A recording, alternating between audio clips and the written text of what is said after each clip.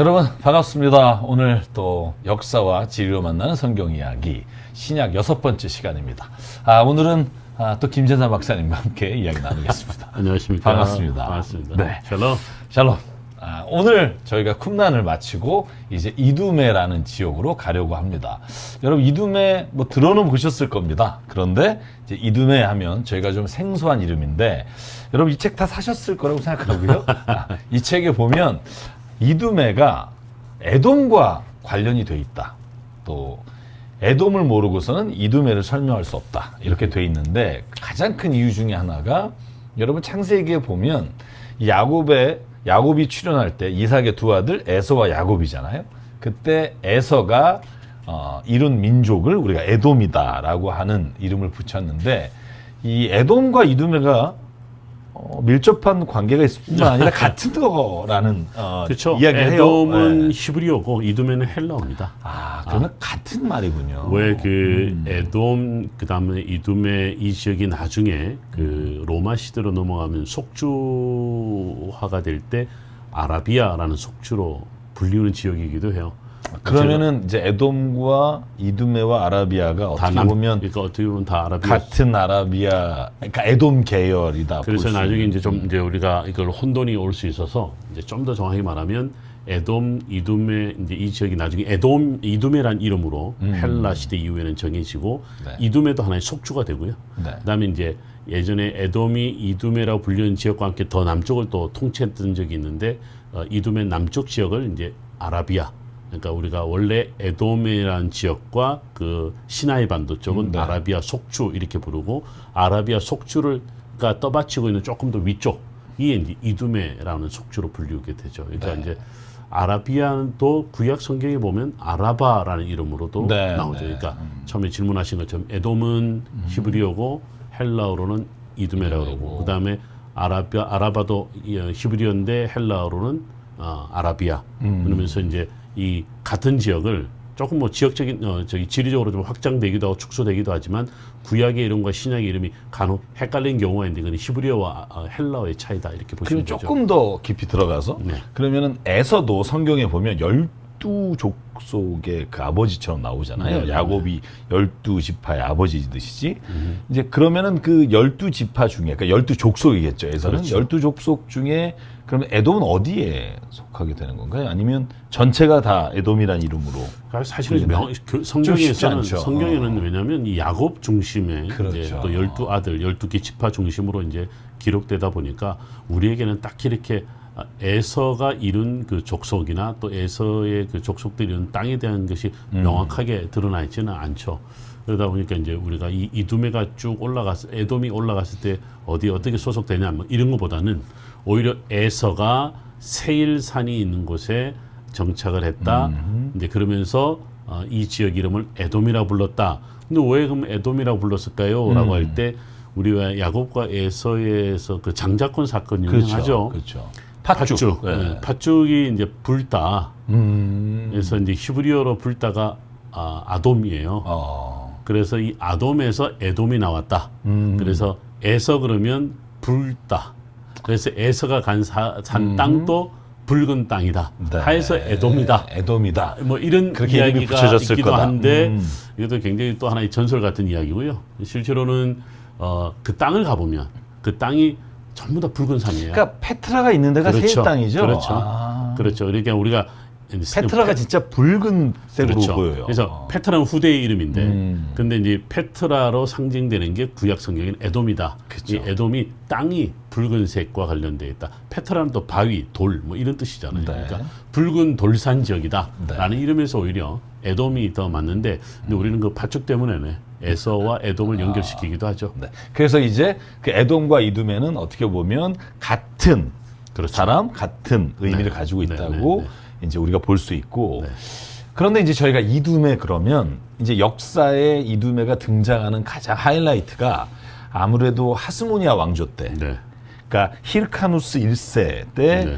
이두메 지역을 이렇게 점령해서 네. 이두메 사람들을 다 유대인으로 개종하는 사건이 있었잖아요. 그렇죠. 이제 그때가 어떻게 보면 이두메가 이 우리 유대교 혹은 기독교 역사에 네.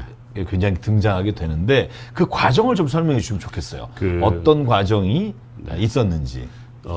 지난번 우리 이제 그 쿰란 다룰 때 네, 네. 그 제 교재에서 책을 한번 좀 보시면 좋은데 101쪽에 보면 마카비 가문과 하스모니아 왕조, 제가 이제 이 연대 누가 통치했고 이 통치자가 몇 년도에 통치했다, 이제 이렇게 적어놨을 때 여기 보면 요한 히르카누스 1세라는 네, 사람이 네. 주전 134년에서 104년 통치를 해요. 이때 이제 이두메 지역이 존재했습니다. 그러니까 에돔이란 이름이 아니라 이때부터는 이두메인데, 아까 말씀드린 이두메 헬라어잖아요.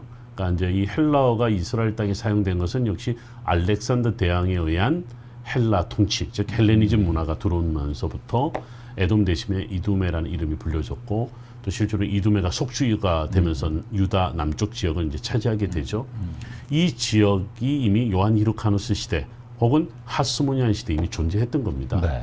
근데 요한 히르카누스가 어떤 정책을 펼쳐가냐면, 우리가 이제 지난번에도 공부를 했습니다만 하스모니안 집안이 마카비 집안인데, 마카비 그렇죠. 집안은 제사장이긴 해도 대제사장은 아니죠. 근데 자기들이 대제사장직을 가져가게 되고, 또 왕이라는 칭호를 요한 히르카누스 이후부터 사용이 돼요. 그러니까 왕이 될 수 없는데, 왜냐하면 다윗 왕조가 아니잖아요.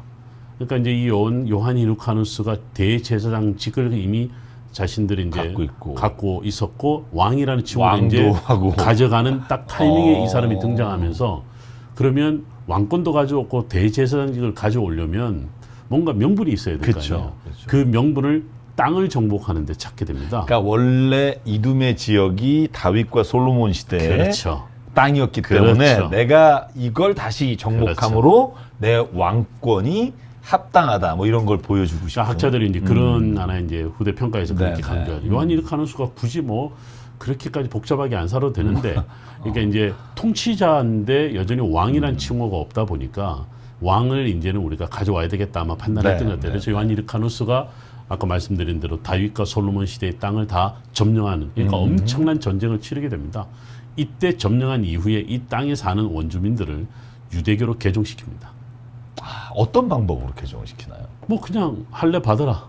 만약에 안 받으면 안 받으면 이제 그 땅에 살 수가 없는 거죠. 퇴출시키나요? 그렇죠. 그러니까 이제 심지어는 뭐 그거에 대한 좀 더 자세한 후대의 기록을 좀 봐야 되긴 하겠지만, 이러면서 이제 그 소위 이제 유대교화시키는, 우리가 보통 혈통적으로 유대인 이렇게 이야기하는데, 이때부터는 혈통을 넘어서서 할례를 땅에 살아가는 사람들, 그러니까 좀 더 이제 지리적인 이제 의미로서의 이제 뭔가 통치권 안에 있는 그 의미로서의, 그러니까 이제 이때부터는 종교적인 유대인이 생겨나는 겁니다. 그러니까 혈통이 아니라 그렇죠. 종교적이고 기본적으로 할례는 해야 그렇죠. 되고. 그렇죠. 그러니까 율법을 지켜야 할례를 돼요. 하는 게 내가 유대인으로 개종하겠다라고 하는 어떤 표식. 네, 성경에 여러 이제 그런 사건들이 보여주잖아요. 세겜에서의 그 유명한 그렇죠. 사건들이. 너네가 할례를 하면 우리가 사돈을 맺겠다. 그랬다가 그렇죠. 또 다 죽이는 장면 나오죠. 그러니까 이제 그런 것처럼 점차 이제 유대교가 이제 어떤 유대교화되는 과정에, 이때가 이제 아까 말씀드린 대로 주전 134년, 104년 요때가 되는데, 이때 시대에는 이두메의 누가 이제 왕은 아니지만 통치자 역할을 했냐면, 우리가 후대에 등장한 헤롯 대왕의 할아버지 안티파테르 1세라고 후대가 붙여 놓았는데요. 우리가 잘 아는 이 헤롯 대왕이라는 사람은 주전 73년에 태어나요. 그렇죠. 73년에 태어나는 거 보면 요한 히르카누스가 다스렸던 시대보다는 한참 후죠. 그렇죠. 그렇게 되면 이제 헤롯 대왕은 태어나자마자 어떻게 되냐면 유대인이 되었다. 비록 혈통적으로는 이두메 사람이지만 종교적으로는 유대인이다, 이렇게 볼 수 조금 있습니다. 더 그냥 얘기를 해보면 이 할아버지, 그러니까 유대인으로 개종한 이 할아버지가 또 그 당시에 또 로마라고 하는 나라가, 그죠? 아니요, 그때는 로마가 물론 있었습니다. 당연히 네. 이제 헬라가 멸망해 가는 것이 로마에서 로마가 확장하면서 무너지죠. 여러 가지 복잡한 이야기이지만 이제 제 책에서 이제 좀 더 명확하게 이제 설명을 해놓긴 네. 했습니다만, 이때는 로마가 완전히 직접적으로 통치하기 전이기도 해요. 그렇죠. 그러니까 우리가 이제 할아버지 말고 아버지, 안티파테르 2세라고 이제 우리가 붙이긴 하죠. 근데 이제 제 책에도 그냥 안티파테르 네, 이렇게만 네, 붙였고, 네. 할아버지 이름은 잘 언급은 하진 않아요. 그죠. 그럼에도 불구하고 이제 1세, 2세로 나눌 때 아버지인 이 안티파테르가 이제 소위 이제 살아갈 때 로마가 들어오죠. 그때가 바로 이제 폼페이가 주전 64년에 다메섹을 점령하고, 그리고 63년에 예루살렘을 점령해요. 이러면서 이제 헤롯 대왕의 아버지 안티파테르 2세의 시대의 로마가 등장하죠. 네. 그럼 이제 여기서 저희가 또 하나의 중요한 이름이 나오는데 이제 헤롯이라는 이름이에요. 네.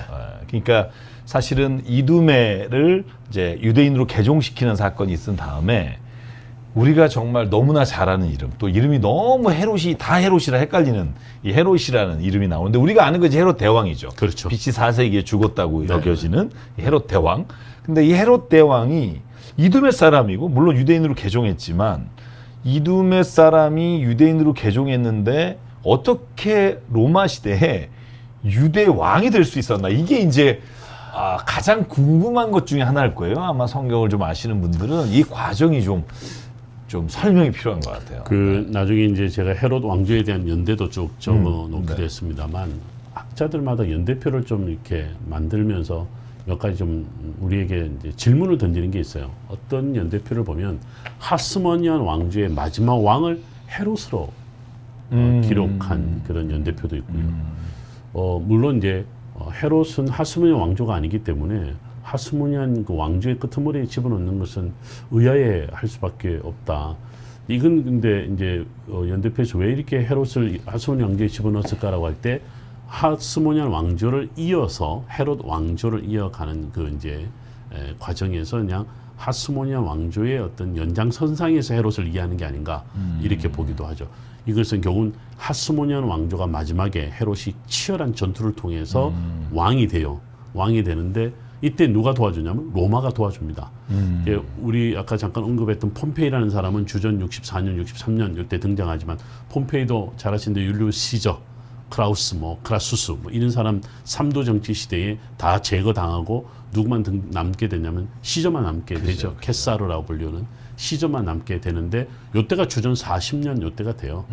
요 과정에 이제 하스모니아 왕조도 이제 역시 로마와 함께 로마의 등장과 함께 세력이 약화되면서 점점점 하스모니아도 세력이 약화되고 이것을 대신하는 누군가를 앞세워야 되는데 이때 이제 헤롯이라는 사람이 등장하면서 어떻게 보면 폼페이 등장했을 때는 아버지가 전략적으로 보면 하스모니아 왕조 옆에 있으면서 이두메의 어떤 통치권을 이어갔고, 그러니까 이제 이게 안티파테르 2세겠죠. 그렇죠. 아버지니까. 그렇죠. 그리고 이제 로마가 본격적으로 이제 이 유대 땅을 통치하게 될 때 하스모니아 왕조는 좀 더 세력화하게 그렇죠. 되는 과정에서 헤롯은 시저에게 붙어서 결국은 하스모니아 왕조를 멸망시키는데 결정적인 역할을 하게 되죠. 누구의 도움을 받냐면 바로 로마의 군대의 도움을 받게 되죠. 그리고 뿐만 아니라 지금 책을 좀 인용해 보면 이 헤롯 대왕이 로마가 전쟁을 치를 때 거기에 협력해서 나라들 다 점령하는 일에 도왔다 이렇게 좀 나와 있어요. 네. 헤롯이 이두메의 이제 사람인데 이두메가 그런 이제 실력은 없죠. 근데 이제 어떻게 이 전쟁에서 헤롯이라는 사람이 로마를 돕냐라고 할 때 하스모니아 왕자와 세력이 약화되는 그 과정에서 두 사람이 동시에 이제 서로 등장하면서 서로 다퉈요. 바로 이제 우리가 잘 아는 그 알렉산드라 혹은 얀네우스 사이에 두 아들이 있어요. 바로 히르카누스 2세, 아리스토블루스 2세 두 형제입니다. 형제인데 왕권을 두고 싸워요. 이 왕권을 두고 싸우는 과정에 이 헤롯 집안, 즉 이제 아까 말했던 아버지 안티파테르 2세가 되죠. 이 사람이 누구의 편을 드냐면 히르카누스 2세의 편을 들어요. 근데 이제 폼페이는 처음에는 아리스토블루스 2세가 정통성을 이어가고 있어서 이 사람을 손을 들어주는가 하는데 아리스토블루스 2세가 사실은 좀 실수를 합니다. 나중에 제 책을 좀 참여하면 되겠고요. 이 실수 때문에 결국 누구의 손을 잡냐면 히르카누스 2세의 손을 잡았던 거예요. 만약에 헤롯의 아버지 안티파테르가 이 아리스토블루스 2세의 손을 잡았으면 아마 역사에 헤롯이라는 사람은 등장하지 않았을 겁니다. 히르카누스 2세가 처음에는 좀 이렇게 기울어지다가 나중에 이제 그 폼페이가 그 손을 잡아주니까 구사일생을 한 거죠. 네. 이렇듯이 항상 하스모니안과 로마 예전에는 헤롯, 헬라 요 사이에 줄다리기를 합니다. 하는 과정에서 세력을 모으고 이 세력은 결국은 로마가 도와주면서 세력을 확장하는 게 된다 이렇게 보면 되죠. 그러면서 이제 저희가 헤롯 대왕으로 넘어오면 헤롯 대왕 시대에 유다를 통치하게 된단 말이죠.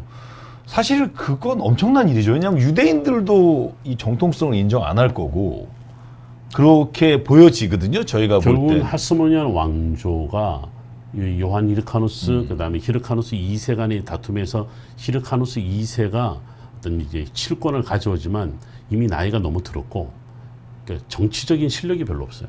그러니까 사람들이 누구에게 더 의지를 하냐면 바로 이제 헤롯 대왕 그리고 그의 아버지 안티파테를 더 의지하게 되는 겁니다.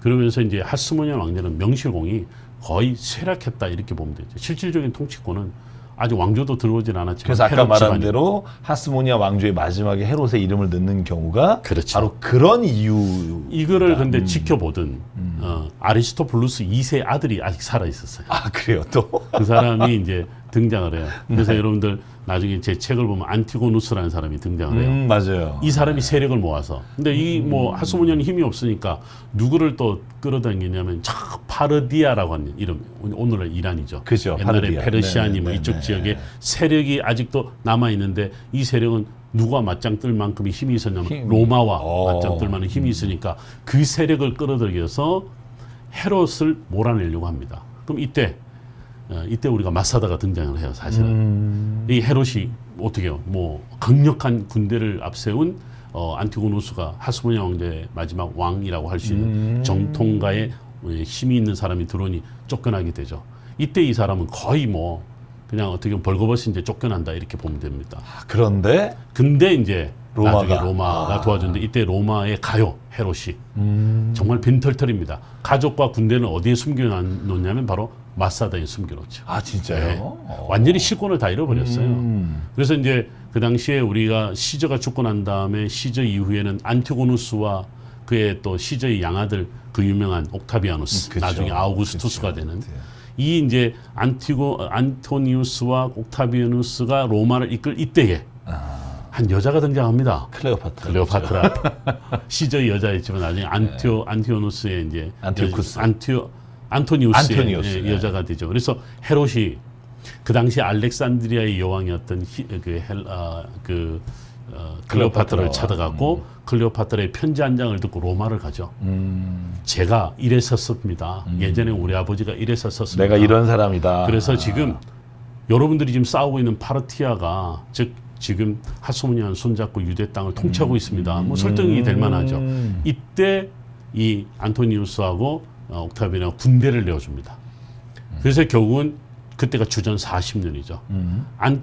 안티오고누스가 이끄는 하스모니안 왕조의 잔당 세력과 3년을 싸웁니다.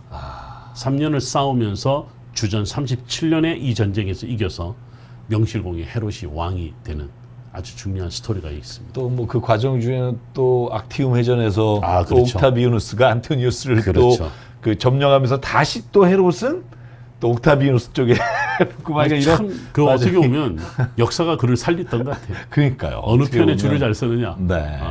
참 이 대단한 집안이 헤롯 집안입니다. 뭐 역사에 관심 없는 분들은 좀 이렇게 지루하실 수 있지만 이두메라고 하는 어떻게 이두메 사람 헤롯이 아무리 유대인으로 개종했지만 어떻게 유대의 왕이 되느냐, 그것도 전체를 다스리는 왕이 됐느냐, 이게 굉장히 궁금하신 분이 있을 텐데 이런 과정을 거쳐서 사실 로마가 승인한 왕이 되는 거죠. 그렇죠. 그러니까 유대인들이 뽑은 왕이 아니라. 그래서 분봉왕 뭐 이런 표현을 쓰는 겁니다. 그렇죠. 그런데 이제 그 헤롯 대왕이 사실은 이제 죽게 되잖아요. BC 4세기에. 네네. 그러면서 우리가 잘 아는 헤롯의 자식 아들 셋이 나라를 이제 등장하죠. 쪼개서 갖게 되잖아요. 그렇죠. 제가 이제 기억하기로는 아켈라오, 그렇죠. 그다음에 안티파스, 네. 그다음 필립 빌립. 이렇게 다 나눠서 갖게 되는데 네. 사실은 이제 요 때부터 사실 헤롯의 이름은 있지만 사실은 그렇게 영향력이 크지 않았다라고 이렇게 역사적으로는 보여지거든요. 결국은 헤롯도 역시 하스모니아 왕조와 함께 정통성이 없잖아요. 그렇죠.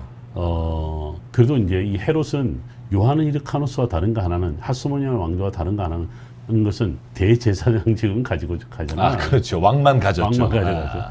대제사장직은 사독계열로 돌려줍니다. 그리고 실제로 자기 장인이 사독계열의 대제사장을 이제 삼게 되죠. 장인이면 이제 미리암 아내 아버지인가요? 그렇다고 봐죠. 네네네네네. 하스모니안 왕조의 이제 아니요 미리암인가요? 제가 좀 이제 헷갈리네요. 헷갈리죠. 부인은 미리암인 그렇죠. 것 같아요. 네네. 그 어쨌든 장인 보에투스라고 하는 이름으로 불리우는 이 가문이 있어요. 이 가문이 이제 제 책에 좀 자세하게 적어놨습니다만 대제사장직을 돌려줍니다. 이제 원래 이제 하스모니아 왕조가 가져간 네, 대제사장을 돌려주니까 사람들은 환호하죠. 그래서 이제 헤로드 왕조는 어쩔 수 없이 로마 때문에 떠받쳐야 되고 대제사장직을 돌려주니 또 사람들은 환호하게 유대교의 되고. 정통성은 유지가 그렇죠. 되고 그리고 또 헤롯이 진짜 잘한 게 뭐냐면 성전을 아주 아름답게 다시 개축하잖아요. 그 제가요 이스라엘에서 가끔 이런 이야기합니다. 제가 존경하는 옛날 사람 두 사람인데 구약 성경이 아합이고 신약 성경이 헤롯이라고. 아니 아합을 또 왜 존경한다고? 아합과 아합이 가장 악한 왕이다. 뭐 이렇게 오므리 왕조의 가장 악한 왕이. 왜냐하면 이 줄다리기를 잘한 인물들이 역사의 주인공이 될 때가 많고요. 이 사람들이 사실은 남겨놓은 게 많아요.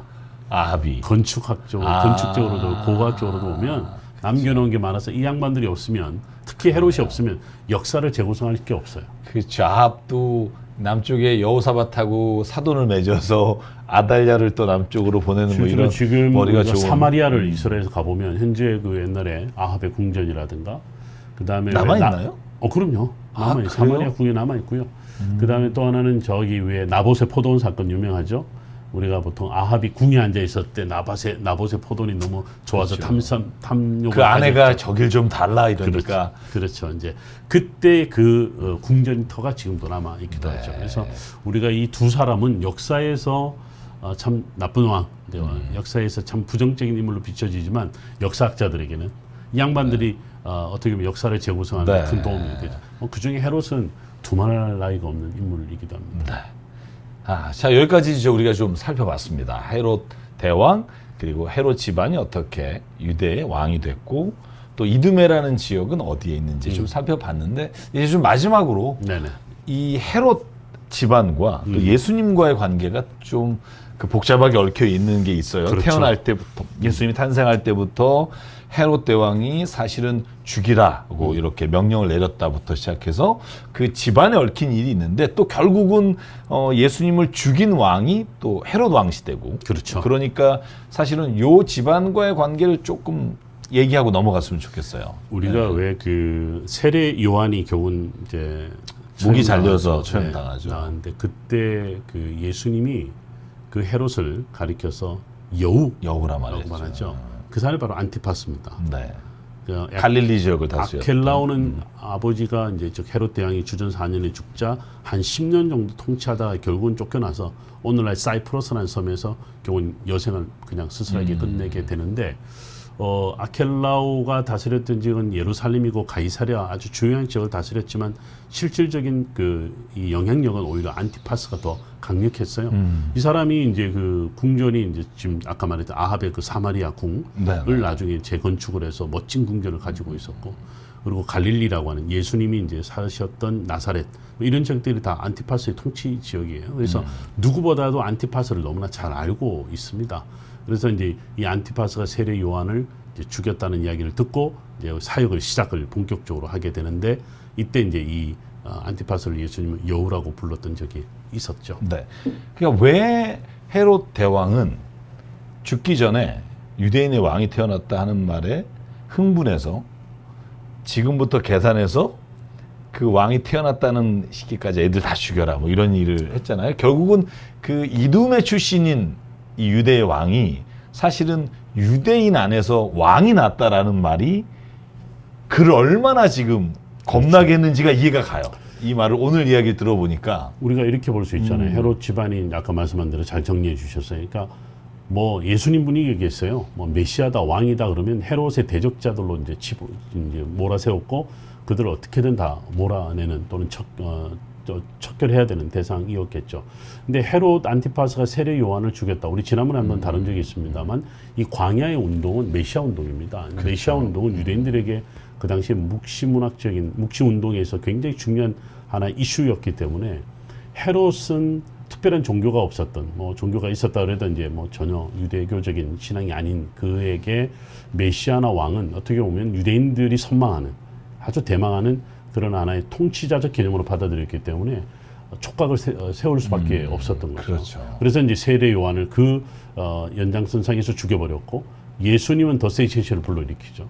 근데 예수님의 운동은 오히려 갈릴리에서 엄청난 그 운동, 예수 운동을 이제 주도하니까 광야 운동보다도 농촌에서 일어나는 운동, 어떻게 보면 농민운동처럼 세력을 규합해서 마치 헤롯 왕권을 도전하는 그렇죠. 대적하는 세력으로 이해했을 수도 있을 겁니다. 그러니까 헤롯은 유대인들 사이에 일어나는 메시아 운동에 대해서 항상 어떻게 보면 촉각을 세울 수밖에 없었는데 예수 운동에서 아마는 그는 예수님을 그냥 둘 수 없었을 것입니다. 네. 그래서 예수님이 재판받는 장면에는 그 두 주체가 이 가야바나 이 대제사장 쪽과 또 총독 빌라도라고 하는 그래서 로마 사람 이렇게 예수를 재판하고 결국은 이제 총독이 십자가에 내주는 그 장면으로 끝나지만 그 배후에는 어떻게 보면 헤롯 집안이 또한 예수에 대해서도 적대적 관계를 그거는 유지하고 이미 있었어요. 마태복음에서는 마가복음과 마태복음은 기록하고 있지는 않지만 누가복음에서는 빌라도가 예수님을 헤롯에게 보냈다는 기록이 나옵니다.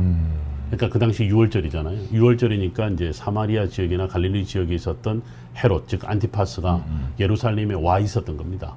이걸 알고 있었던 빌라도는 자기가 뭐 자기 손에 피 묻힐 일 없을 거 아니에요.